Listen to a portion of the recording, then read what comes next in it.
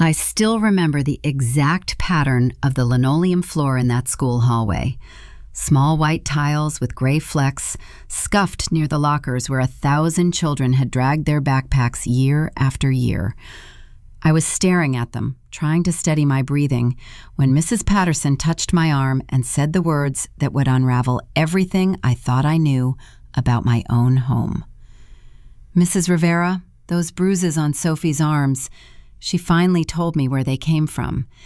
"And I need you to understand, she's terrified you'll be angry with her."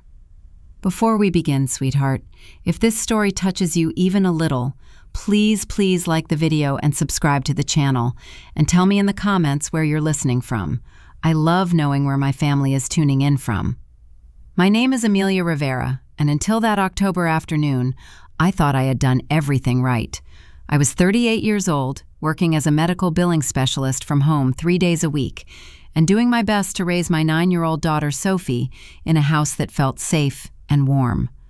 Her father, my ex-husband Daniel, had left when she was 4, just packed a duffel bag one Sunday morning, and moved 2 states over to start fresh with someone he'd met online. No custody battle, no drama. He sent $200 a month when he remembered, and called Sophie on her birthday if the date happened to cross his mind. So it had been just the 2 of us for 5 years. And then, about 18 months ago, I met Marcus. Marcus Chen was a contractor, skilled with his hands, patient with details, and devastatingly kind to my daughter. He fixed our back porch without being asked, taught Sophie how to ride her bike without training wheels, and never once made me feel like I owed him anything in return. He felt like the answer to prayers I'd been too afraid to say out loud. I met him at a neighborhood barbecue that my friend Jennifer had dragged me to. I hadn't wanted to go. I was exhausted from a long week of work and single parenting, and the thought of making small talk with strangers felt overwhelming. But Jennifer insisted, promising me good food and even better company. Marcus was manning the grill, flipping burgers with the kind of easy confidence that came from years of practice. He had kind eyes, the sort that crinkled at the corners when he smiled, and he laughed at my terrible jokes about well-done meat. We talked for 3 hours that night. He told me about growing up in Portland, about learning his trade from his grandfather, about the satisfaction of building something with his own hands. I told him about Sophie, about the challenges of raising a daughter alone, about the dreams I'd put on hold when Daniel left. He listened like every word mattered.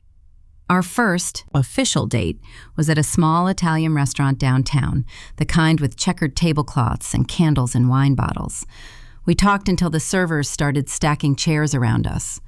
Our second date was a hike with Sophie, because I needed to see how he'd interact with her before I let myself fall any further.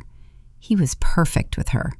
He let her set the pace, pointed out interesting rocks and plants, and carried her on his shoulders when she got tired near the end.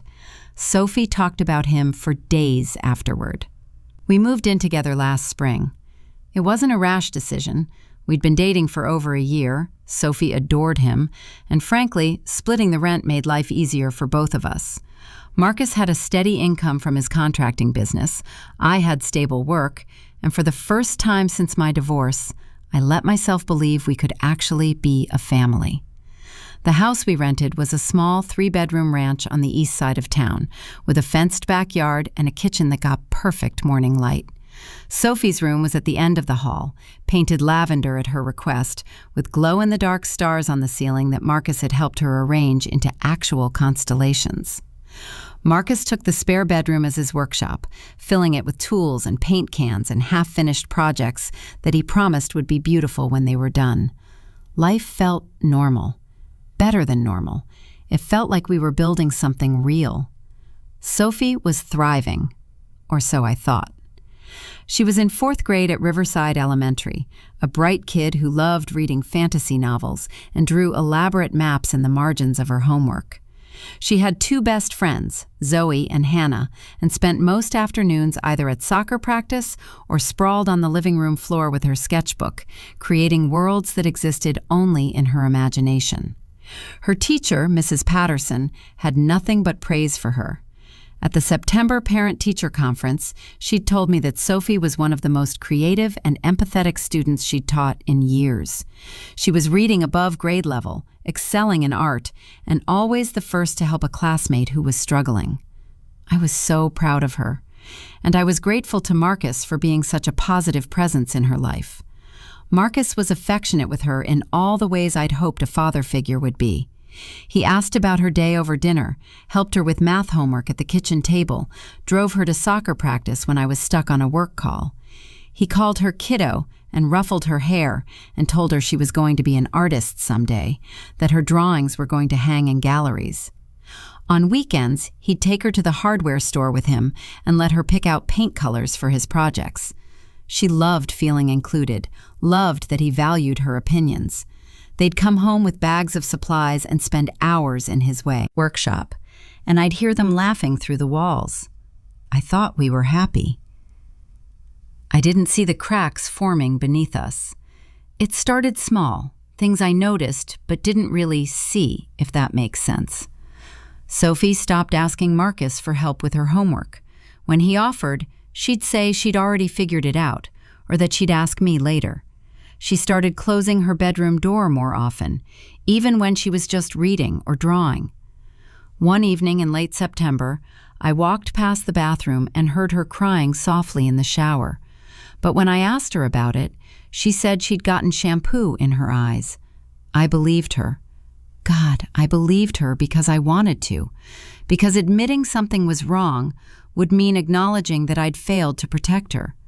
There were other signs, too, if I'm being honest. Sophie had always been an enthusiastic eater, the kind of kid who'd try anything once and ask for seconds of her favorites. But she started picking at her meals, pushing food around her plate without actually eating much. "You feeling okay, baby?" I'd ask. "Yeah, just not that hungry." Marcus would watch her across the table, his jaw tight. "Your mom worked hard on this meal, Sophie. The least you can do is eat it." "I know, I'm sorry." She'd force down a few more bites, and I'd tell myself she was just going through a phase. Kids get picky sometimes, right? She also stopped talking as much. Sophie had always been a chatterbox, filling every car ride and dinner with stories about her friends, her teachers, things she'd learned or imagined. But over the course of a few weeks, she became quieter. She'd answer questions when asked, but didn't volunteer much anymore. I told myself she was just growing up, becoming more independent. I told myself a lot of things that weren't true. Then there were the bruises. The first one I saw was on her upper arm, just below the sleeve of her t-shirt. We were folding laundry together on a Sunday afternoon, one of our little rituals that I'd always cherished. She'd hand me clothes from the dryer, and I'd fold them while she told me about her week. I caught a glimpse of a dark purple mark, maybe the size of a thumbprint, on the back of her bicep. "Sophie, what happened to your arm?" She glanced down, and for just a second, I saw something flash across her face. Fear, maybe, or panic. But it was gone so quickly I thought I'd imagined it. "Oh, I fell at soccer practice. I'm fine, Mom. Coach gave me ice and everything." She said it so quickly, so casually, that I didn't press. Kids get bruises. That's just part of childhood, right? They run and tumble and collide with each other, and 9-year-olds aren't known for their grace or spatial awareness. But over the next 2 weeks, I saw more. A bruise on her wrist, circular and dark. Another on her shoulder blade that I noticed when she was getting into the bath. One on her thigh that she said came from bumping into the corner of her desk.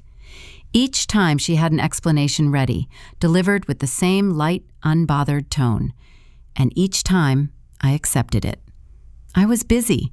I was working full-time from home, which sounds flexible, but really meant I was always available and never fully off the clock. I was cooking dinners and scheduling dentist appointments and making sure the house stayed clean, because Marcus liked things orderly. I was trying to make sure Marcus felt appreciated and Sophie felt loved, and somewhere in the constant motion of keeping our lives running, I stopped paying attention to what was right in front of me. I stopped paying attention to my daughter. There was one afternoon in early October that I think about a lot now. I was on a work call in my bedroom, the door closed, when I heard raised voices from the living room. Marcus's voice, low and sharp. Sophie's voice, small and apologetic. I couldn't make out the words, but the tone was clear enough. When I finished my call 20 minutes later, I found Sophie in her room with the door closed, and Marcus in the kitchen, scrubbing dishes with more force than necessary. "Everything okay?" She left her backpack in the middle of the hallway. I almost tripped over it. I've told her a dozen times to put her things away when she gets home. She's 9, Marcus. Kids forget sometimes. She needs to learn responsibility, Amelia. You can't baby her forever. I didn't like his tone, but I told myself he was just stressed. He'd been working long hours on a big renovation project, and I knew he was exhausted. We all got snappy when we were tired. I went to Sophie's room and knocked softly. "Hey, sweetheart, you okay?" "Yeah." "Marcus said you two had a disagreement." "I forgot to move my backpack. He's right, I should have remembered." She wouldn't look at me. She just sat on her bed, picking at a loose thread on her comforter, and I didn't push. I should have pushed. Looking back, I can see how the walls went up between us, brick by brick. She stopped coming to me with little problems, lost homework, friend drama, things that bothered her. She stopped asking me to read with her at bedtime. She spent more and more time alone in her room, and I told myself she was just growing up. The truth was, she was learning that home wasn't safe anymore. She was learning that the person I'd brought into our lives, the person I'd trusted, was hurting her. And she was learning that I couldn't see it. Until Mrs. Patterson called. It was a Thursday morning, around 10:30. I was at my desk in the corner of my bedroom, halfway through a spreadsheet of insurance claims, when my phone buzzed with a number I didn't recognize. I almost didn't answer. I got a lot of spam calls, but something made me pick up. "Mrs. Rivera?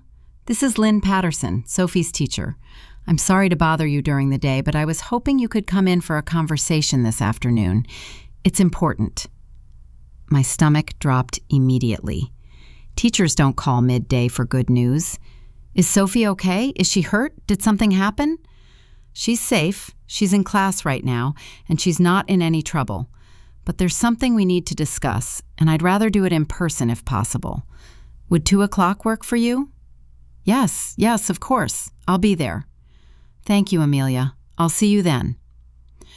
I hung up, my hands already shaking. The rest of the morning passed in a fog of anxiety. I kept imagining worst-case scenarios, failing grades, a fight with another student, bullying, some kind of incident I hadn't been told about. I tried to focus on work, but I couldn't concentrate. The numbers on my screen blurred together. I texted Marcus to let him know I'd be out for a bit. He replied with a thumbs-up emoji and a message saying he'd pick Sophie up from school if I wasn't back in time. I remember thinking how lucky I was to have him, a partner who could step in and help without complaint. The irony is almost unbearable now. I arrived at Riverside Elementary at 1:45 and sat in my car in the parking lot, watching parents come and go from the main entrance. The building was old but well-maintained, red brick with tall windows and a flagpole out front where the American flag snapped in the October wind. I'd been here dozens of times over the years, for parent-teacher conferences, school plays, volunteer reading days, holiday concerts. Sophie had started kindergarten here. I knew every hallway, every classroom, the smell of the cafeteria, and the squeak of the gym floor. But today it felt different, foreign almost, like the walls were holding a secret I wasn't ready to hear. At 2 o'clock exactly, I walked inside. The hallways were quiet, the students all in class. My footsteps echoed on the linoleum as I made my way to the second floor, past bulletin boards covered in student artwork and reading charts tracking class progress. Mrs. Patterson was waiting for me in her classroom, standing by the windows that overlooked the playground. She was in her mid-50s, with short gray hair that she wore in a practical, no-nonsense style, and the kind of steady, warm presence that made kids feel safe. Sophie loved her. She'd spent the first week of school telling me how nice Mrs. Patterson was, how she explained things clearly and never made anyone feel stupid for asking questions. "Amelia, thank you for coming on short notice. Please, have a seat." She gestured to a chair beside her desk, and I sat, clutching my purse in my lap like it could somehow shield me from whatever was coming. "Can I get you some water or coffee?" "No, thank you. I'm okay." I wasn't okay. My heart was racing and my palms were damp with sweat. Mrs. Patterson sat down across from me, folding her hands on the desk. "I want to start by saying that Sophie is a wonderful student. She's bright, creative, kind to her classmates, and a joy to have in class. But over the past few weeks, I've noticed some changes in her behavior that concern me." "What kind of changes?" "She's been more withdrawn. Sophie used to be one of the most talkative, engaged students in class.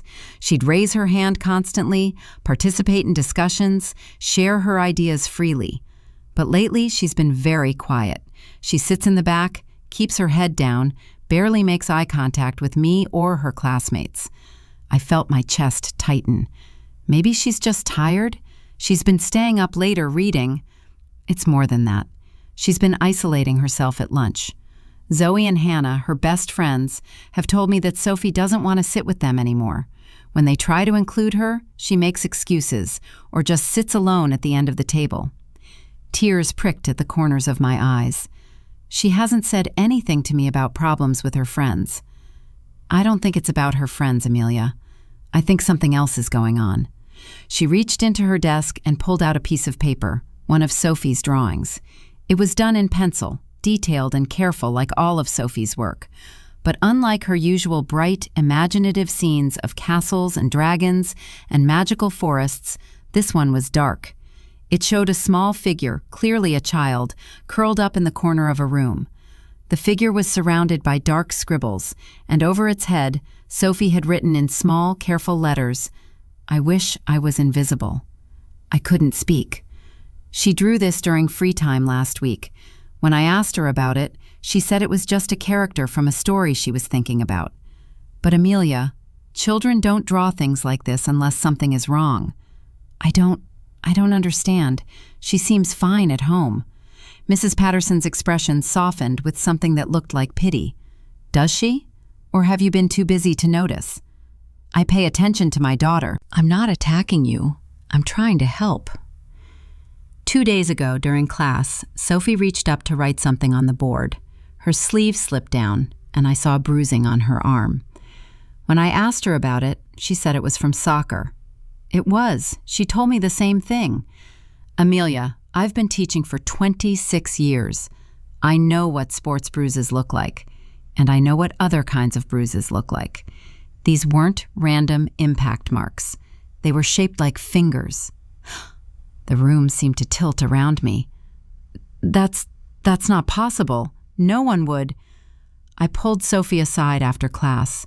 I told her she was safe with me, that she could tell me anything, and that I wouldn't let anyone hurt her. She started crying. Not the normal tears of a child who's scraped a knee or is missing their parent. These were deep, terrified sobs. What did she say? Mrs. Patterson took a breath, and I could see how much it pained her to continue. At first, she wouldn't talk. She kept saying she was fine, that she'd just fallen. But I've built trust with Sophie over these months, and eventually, she broke down. She told me that the bruises didn't come from soccer. They came from Marcus. No. She said he's been grabbing her arms, her wrists, sometimes her shoulders, when he gets angry. She said it started a few months ago, not long after you all moved in together, and it's been getting progressively worse. But Marcus would never. He's so good with her. He helps her with homework. He drives her to practice. Amelia, I need you to stop and listen to me. Sophie was very clear about what's been happening. She described specific incidents, times when she forgot to do a chore or didn't clean up fast enough or made too much noise, times when you were on work calls or out of the house. What else did she say? She said he squeezes her arms until she apologizes, until she promises to do better. She said sometimes he pushes her into her room and tells her to stay there until she can learn to behave. She said the worst part isn't the pain, it's knowing that it's going to happen again and not knowing what will set him off. I couldn't breathe. The walls of the classroom seemed to close in around me. Why didn't she tell me? She's scared, Amelia. She's scared of Marcus, and she's scared of telling you because she thinks you won't believe her. She said, and these were her exact words, "Mom loves Marcus. If I tell her, she'll think I'm lying, and he'll get even madder at me." The guilt hit me like a physical blow. My daughter had been suffering, had been hurt in her own home, and she thought I'd choose the man who was hurting her over her. She thought I wouldn't believe her. Where is she now? I need to see her. She's in the library with Mrs. Chen, the school counselor. I didn't want her to go home until we'd had this conversation. "Amelia, I need to tell you that as a mandatory reporter, I'm legally required to file a report with Child Protective Services. I wanted you to know before I did, but I have to make that call today." I nodded, barely processing her words. "I also think you should consider whether it's safe for Sophie to go home tonight. If Marcus doesn't know that we're having this conversation, he might not react well when he finds out." "He won't hurt her, not with me there." "He's been hurting her with you in the house, Amelia. Just in the other room." The truth of it was devastating.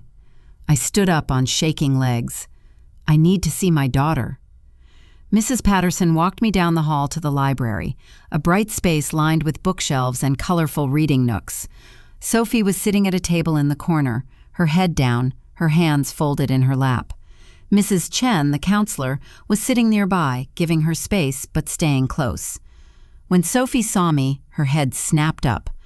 The expression on her face was one I'll never forget. Relief and terror mixed together, like she didn't know if I was there to save her or punish her. I crossed the room and knelt in front of her, pulling her into my arms. "I'm so sorry, baby. I'm so sorry." She clung to me, her small body shaking with sobs. "I didn't mean to tell. I tried not to, but Mrs. Patterson was so nice and I couldn't." "You didn't do anything wrong, not one single thing. I'm the one who's sorry. I should have seen it. I should have protected you." We stayed like that for a long time, holding each other while Mrs. Chen and Mrs. Patterson gave us space. When Sophie finally pulled back, her face was blotchy and wet with tears. "Are you mad at me?" "No, sweetheart. I'm not mad at you.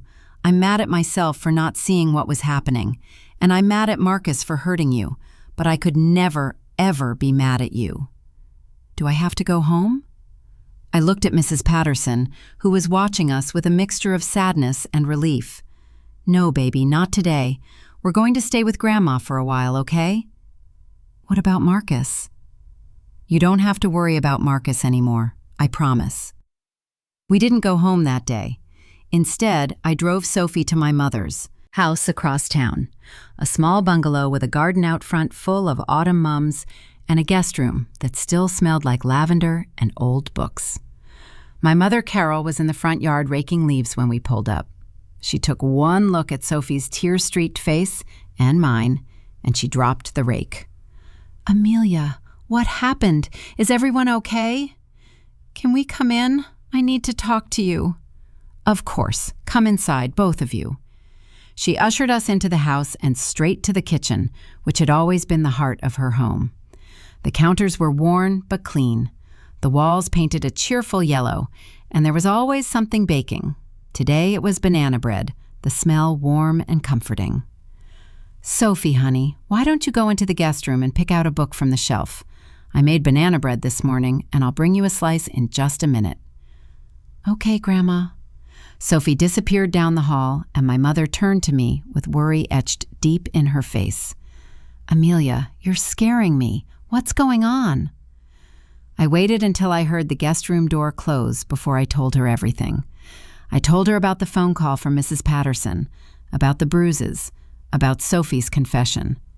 I told her that Marcus had been hurting my daughter for months, and I'd been too blind to see it. I told her that I'd failed at the one job that mattered most, keeping my child safe. My mother listened without interrupting, her face growing harder and harder with every sentence. When I finished, she pulled me into a fierce hug. You didn't fail her. You're here now, and you believe her. That's what matters. I should have seen it sooner. The signs were all there. Yes, you should have. But beating yourself up won't help Sophie now. What will help is making sure that man never gets near her again. Mrs. Patterson is filing a report with CPS. I don't know what happens next. What happens next is that you protect your daughter. You're not going back to that house, Amelia. Not tonight, not until he's gone. You and Sophie will stay here as long as you need to.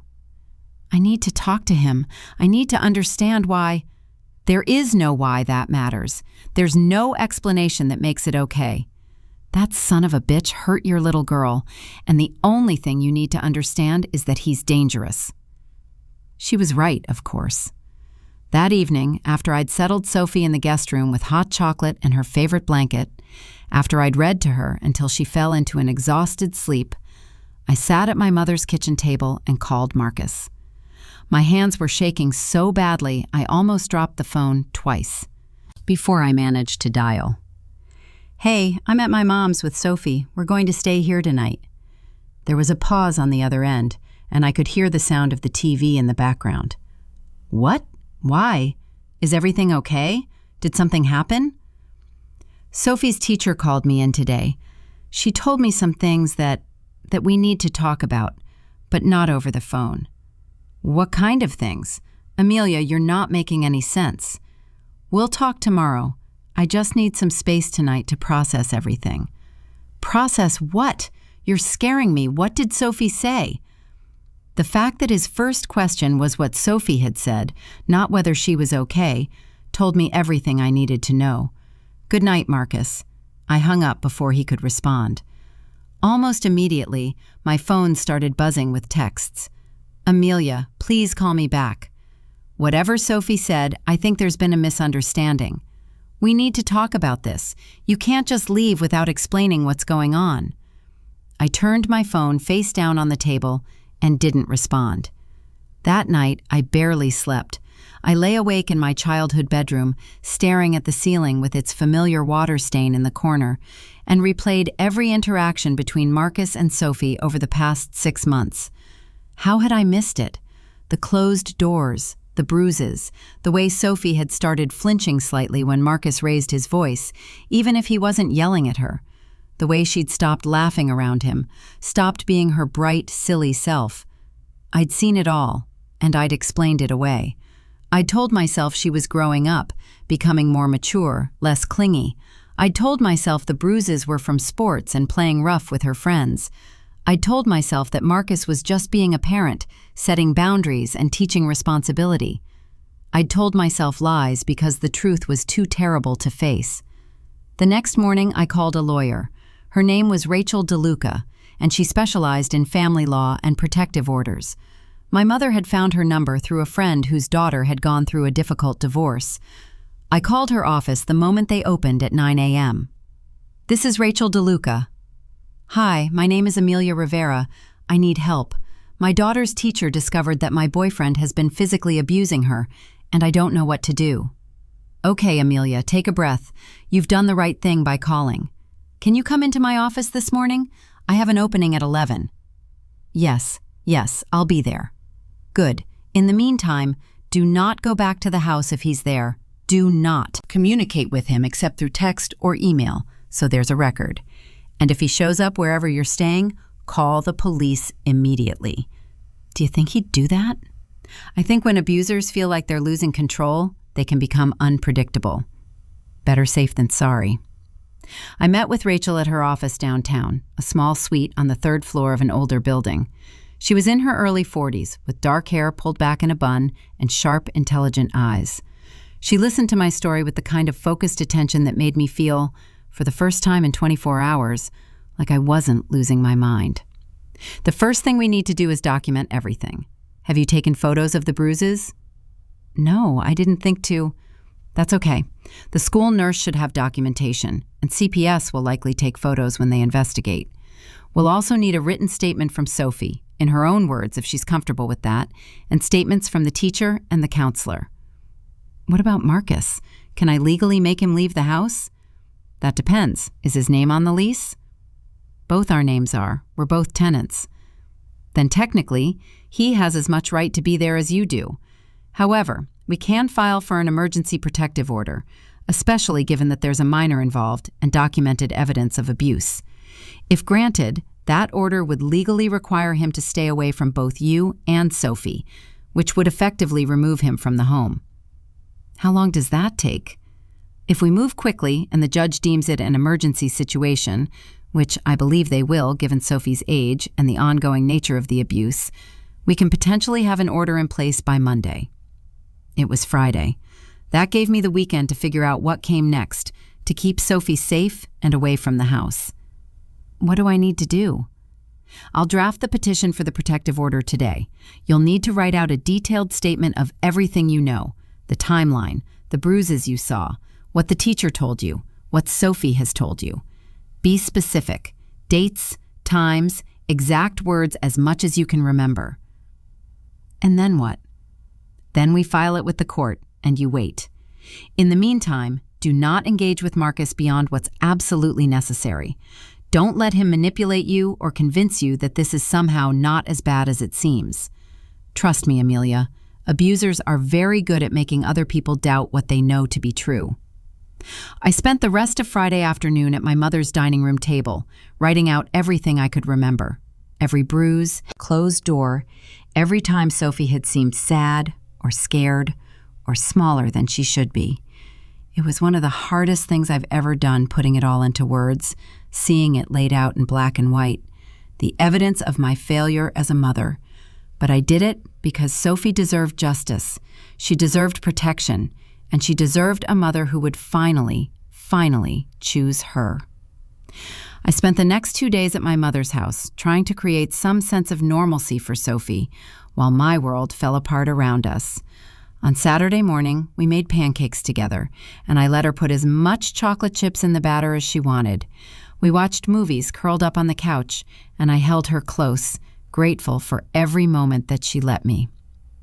My mother taught Sophie how to make her famous snickerdoodle cookies in the afternoon, and for a little while, listening to them laugh together in the kitchen, I could almost pretend everything was normal. But it wasn't normal. Sophie still flinched at sudden noises. She still checked the windows every time a car drove past. And at night, she refused to sleep alone, so I stayed with her in the guest room, holding her hand until she drifted off. Even in sleep, she didn't look peaceful. Her face was tense, her small body curled in on itself protectively. On Sunday evening, after Sophie had fallen asleep, I finally looked through my phone. There were 17 missed calls from Marcus and twice as many texts. At first, they were confused and worried, then defensive, then angry.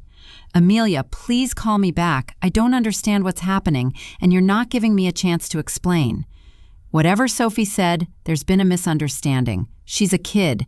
Kids exaggerate things. "You can't just take my family away from me. We were building something together. Don't throw that away because of some miscommunication. I have rights too, Amelia. You can't keep me from my home." I didn't respond to any of them.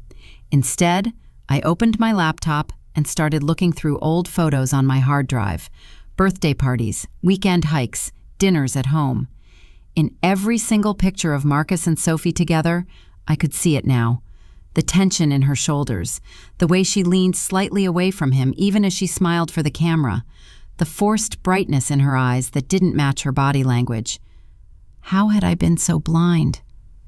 There was one photo in particular that broke my heart. It was from Sophie's 9th birthday party in June, just a few weeks after we'd all moved in together. Sophie was standing between Marcus and me, a chocolate cake with pink frosting in front of her, 9 candles blazing. Marcus had his arm around her shoulders, and if you looked closely, really looked, you could see Sophie's whole body was rigid, her smile tight, her hands gripping the edge of the table like she needed something to hold on to.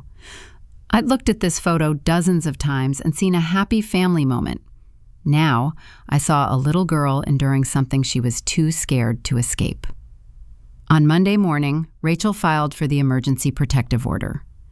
I went with her to the courthouse, an imposing gray building downtown with marble floors and security guards at every entrance. We sat in a waiting room with fluorescent lights and uncomfortable plastic chairs, while Rachel went over my statement one more time. The hearing will be brief. The judge will review the evidence and determine whether there's enough cause to grant the order. You may be asked to testify, or they may rely solely on the written statements and the CPS report. What if he fights it? He can contest it, but that would require a follow-up hearing. For now, if the judge grants the emergency order, it goes into effect immediately. We waited for 2 hours. Finally, Rachel's name was called, and we went into the judge's chambers. Judge Morrison was a woman in her 60s with steel gray hair and a no-nonsense expression. She spent 15 minutes reviewing the documents Rachel had submitted: my statement, the school's report, the preliminary findings from CPS. Mrs. Rivera, I've reviewed your petition. The evidence of ongoing physical abuse of a minor is compelling. I'm granting the emergency protective order. Mr. Chen is hereby prohibited from having any contact with you or your daughter for a period of 2 years, and he is required to vacate the shared residence within 24 hours. Relief washed over me so powerfully, I almost couldn't breathe. He will be served with this order by a law enforcement officer. If he violates any terms of this order, he will be subject to immediate arrest. Do you understand? Yes, Your Honor. Thank you. I would also recommend you change the locks on your home and consider installing a security system. This order is only as effective as your willingness to enforce it. If he shows up, call the police immediately. Marcus was served with the protective order that afternoon at the house. I wasn't there. Rachel advised me to stay away until the police confirmed he'd left. But according to the officer who called me later, Marcus had been shocked, then angry, then finally resigned. He'd packed 2 suitcases and left without incident. By Tuesday afternoon, he was gone. I didn't go back to the house until Wednesday morning. Even knowing he wasn't there, even with my mother and Rachel both offering to come with me, I was terrified. My hands shook as I unlocked the front door. Walking back into that house felt like entering a crime scene. Everything looked exactly the same. The couch where we'd watch TV together on Sunday nights, the kitchen table where we'd eaten breakfast and argued about whose turn it was to do dishes, the photos on the walls documenting our attempt at being a family. But it all felt contaminated now, like the walls themselves had absorbed the violence I hadn't seen. I could almost hear Sophie's muffled cries from behind her closed bedroom door, the sounds I'd dismissed as tiredness or growing pains. I went to Sophie's room first. It looked exactly as she'd left it that Thursday when I'd picked her up from school.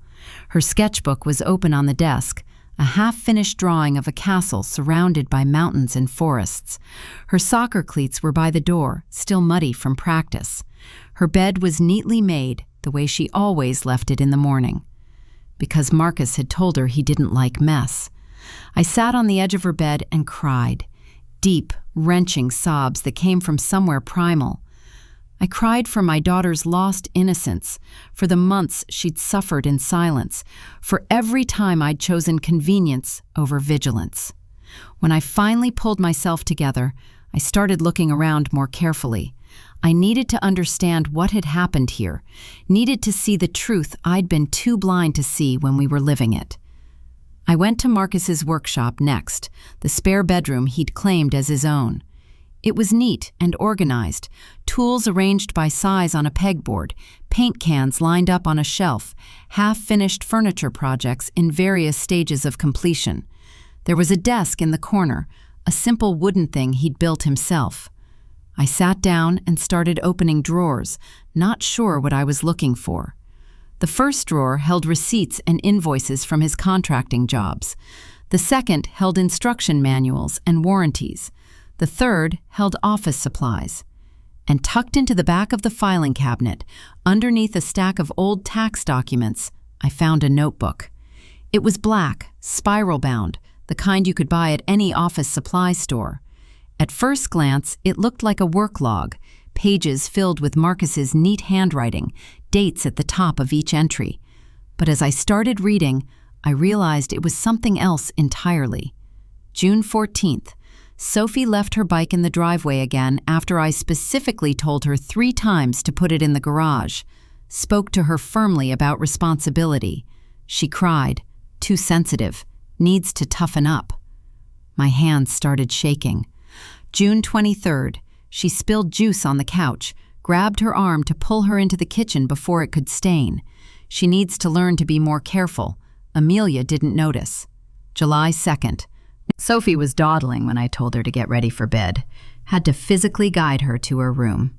She complained it hurt, but she was being dramatic. July 18th.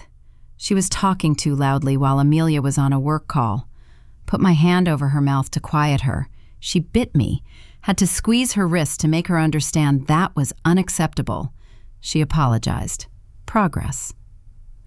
August 19th. Amelia was at the grocery store. Sophie talked back when I told her to clean her room. Grabbed her by both arms and explained that disrespect has consequences. Squeezed hard enough to leave marks. She cried, but cleaned the room immediately. She didn't tell Amelia when she got home. Good. She's learning. There were dozens of entries, spanning from early June through early October. Each one was a meticulous record of the times he'd hurt her, written in the detached, analytical tone of someone conducting an experiment. He documented her reactions, what worked to control her behavior, what made her comply faster. It was methodical, calculated, deliberate. This wasn't a man losing his temper or making mistakes. This was someone who believed he had the right to hurt a child to mold her into what he wanted her to be. And he'd been documenting it like it was normal. With shaking hands, I called Rachel. She answered on the second ring. Amelia, are you okay? I found something. A notebook. Marcus was keeping a record of every time he hurt her, writing it down like it was a training log. Are you at the house right now? Yes. Don't touch anything else. Take photos of every page with your phone. This is evidence, Amelia. This is a confession. We need to get this to the police immediately. Should I bring it to them? No, I'll come get it. I'll be there in 20 minutes. This changes everything. With this notebook, the DA's office has enough to file criminal charges. This isn't just protective order territory anymore. This is assault of a minor, possibly multiple counts. I spent the next 15 minutes photographing every page of that notebook, my hands trembling so badly that some of the photos came out blurry. There were 43 entries in total. 43 times Marcus had hurt my daughter and then sat down to write about it with cold satisfaction. By the time Rachel arrived, I'd also found other things. Texts on an old phone Marcus had left behind. Messages to a friend where he complained about Sophie being difficult and needing discipline. Photos on his computer of the bruises he'd caused, taken with clinical detachment like medical documentation. He'd been building a case for why he was justified in hurting her. Rachel took everything. The notebook, the phone, printouts of the messages and photos. I'm taking these directly to Detective Sarah Michaels. She handles child abuse cases for the county. Are you going to be okay here, alone? I think so. I need to pack some of Sophie's things, bring them to my mom's. We're not coming back here for a while. Good. Take your time. And Amelia, you did the right thing. You're protecting your daughter, and that's what matters. After Rachel left, I went back to Sophie's room and started packing. Her favorite stuffed animals, her sketchbooks and art supplies, her books and clothes. I wanted her to have familiar things around her, reminders that home could be safe again, even if right now it meant staying somewhere else. As I was folding her clothes, my phone rang. It was a number I didn't recognize, but I answered anyway. Ms. Rivera? This is Detective Sarah Michaels with the County Sheriff's Office. Rachel DeLuca just left my office with some evidence related to your daughter's case. I'd like to ask you a few questions if you have time. Of course. First, I want you to know that we're taking this very seriously. The evidence Ms. DeLuca provided is substantial. I'd like to bring you and your daughter in tomorrow to give formal statements. Would that be possible? Sophie's 9. Will it be traumatic for her? We have a child advocate who specializes in interviewing young victims. She'll make sure Sophie feels safe and comfortable. I know this is hard, but her testimony, combined with the physical evidence and the notebook, gives us everything we need to move forward with charges. What kind of charges? Multiple counts of assault on a minor, child abuse, and potentially more depending on what Sophie tells us. Ms. Rivera, with this evidence, we can make sure he's held accountable. That evening, I sat Sophie down at my mother's kitchen table and explained what was going to happen. Baby, tomorrow we're going to talk to a police officer. Her name is Detective Michaels, and she's really nice. She just wants to hear about what happened with Marcus. Do I have to? I'll be right there with you the whole time. And there will be another woman there whose job is to make sure you feel safe. I know it's scary, but telling the truth is how we make sure Marcus can never hurt you again. Will he go to jail? I don't know for sure, but the detective thinks he might, yes. Good. I don't want him to hurt any other kids. The maturity in her voice, the concern for others, even after everything she'd been through, broke my heart all over again. You're so brave, sweetheart. So incredibly brave. The next morning, my mother drove us to the sheriff's office.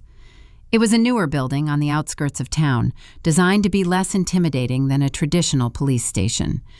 The interview room, where we met Detective Michaels, was painted soft blue, with comfortable chairs and children's books on a shelf.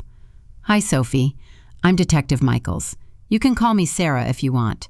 This is Jennifer, and she's here to make sure you feel comfortable while we talk. Hi. Your mom is going to sit right over there where you can see her, okay? I just want to ask you some questions about Marcus. There are no wrong answers, and you're not in any trouble. We just want to hear the truth from you. Can you do that? I think so. I watched as Detective Michaels, with infinite patience and gentleness, coaxed the whole story from Sophie.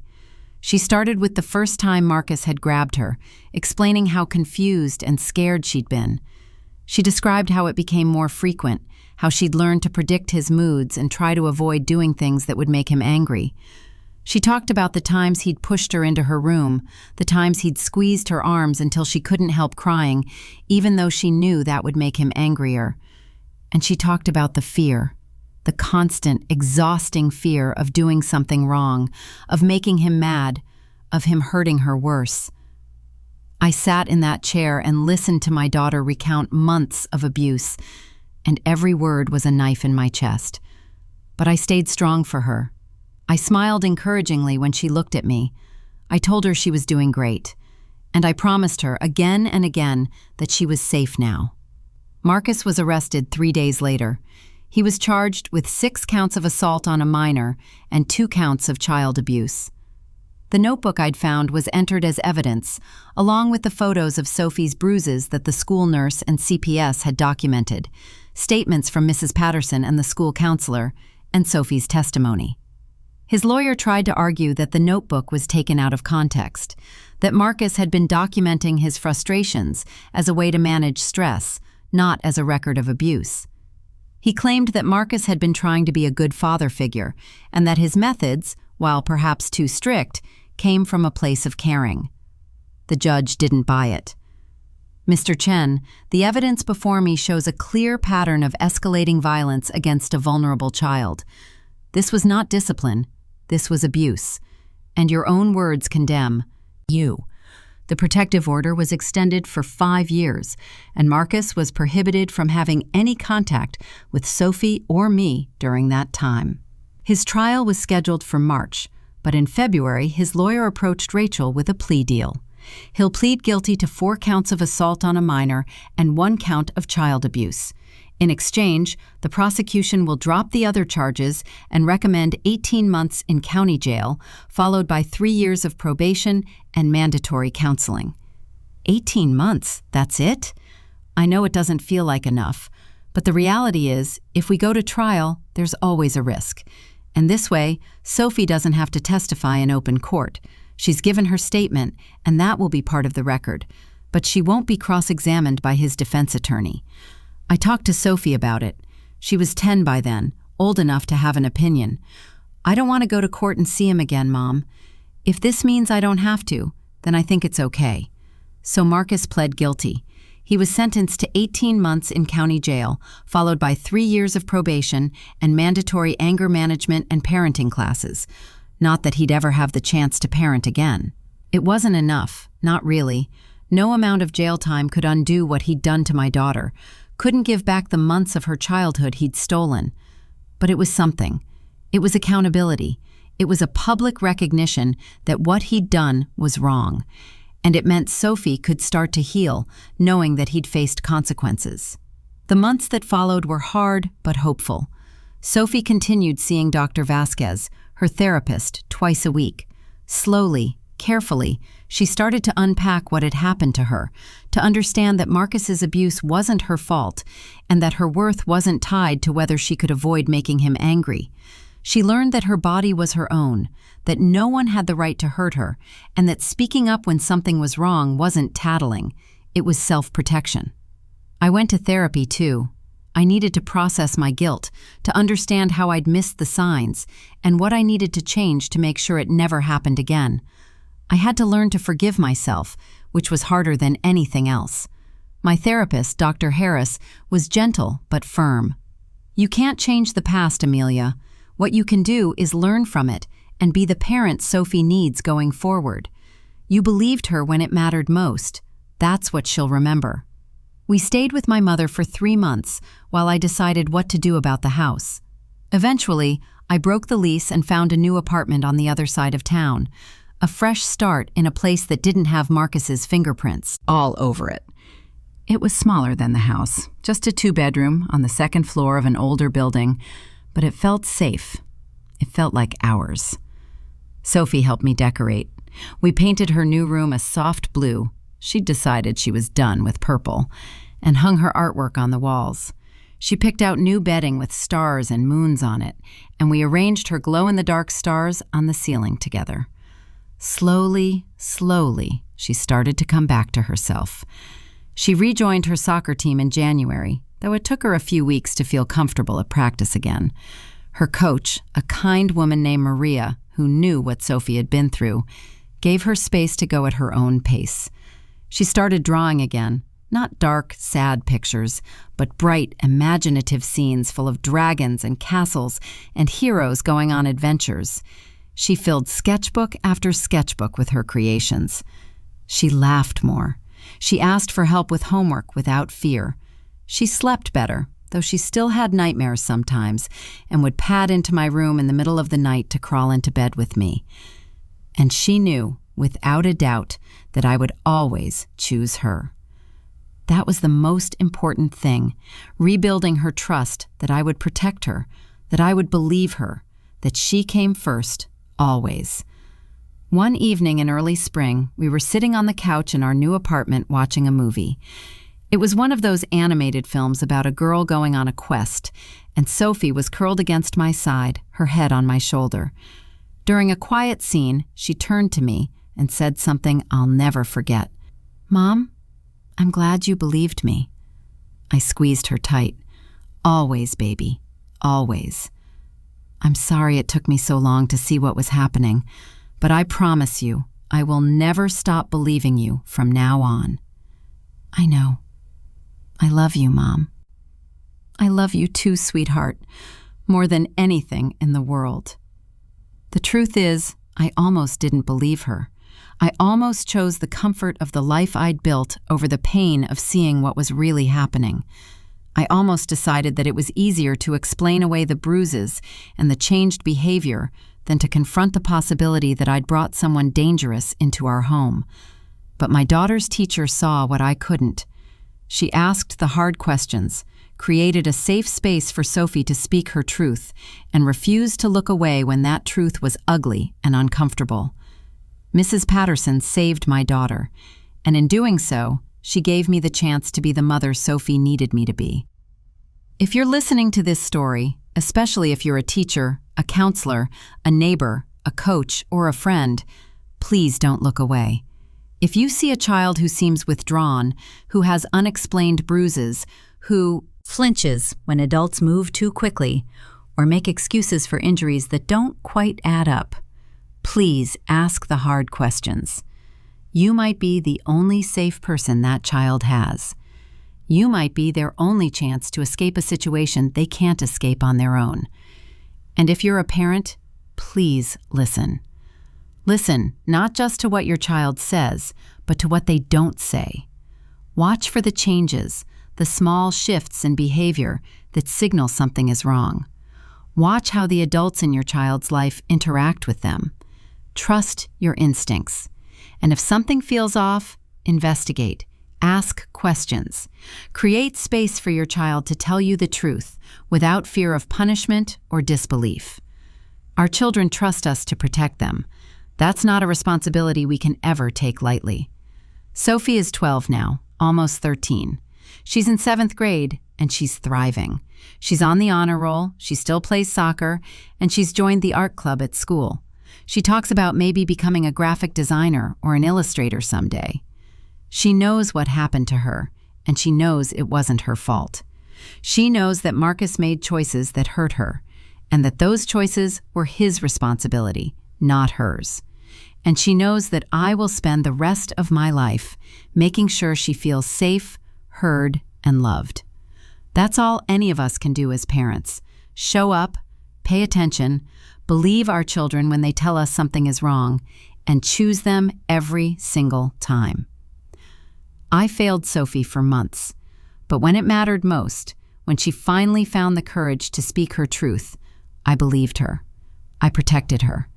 And I made sure the person who hurt her faced consequences. That's what saved us. Not perfection, but the willingness to see the truth and act on it, no matter how painful it was. This is a real-life story, an emotional story, about family drama that too many people live through in silence. If you or someone you know is experiencing abuse, please reach out for help. There are resources available, people who care, and a way forward, even when it feels impossible. Thank you for listening to my story. If it resonated with you, or if you've experienced something similar, please know that you're not alone. If you'd like to hear more real-life stories like this one, stories about resilience, healing, and finding strength in the hardest moments, please consider liking this video and subscribing to the channel. Your support means everything and helps me continue sharing these important stories. And let me know in the comments where you're listening from. I love hearing from all of you and knowing that this community stretches across the world. Take care of yourselves and take care of each other. Watch out for the children in your lives. Be the person who sees, who asks, who believes. This is Amelia, reminding you that it's never too late to choose the people who need you most. I'll see you in the next story.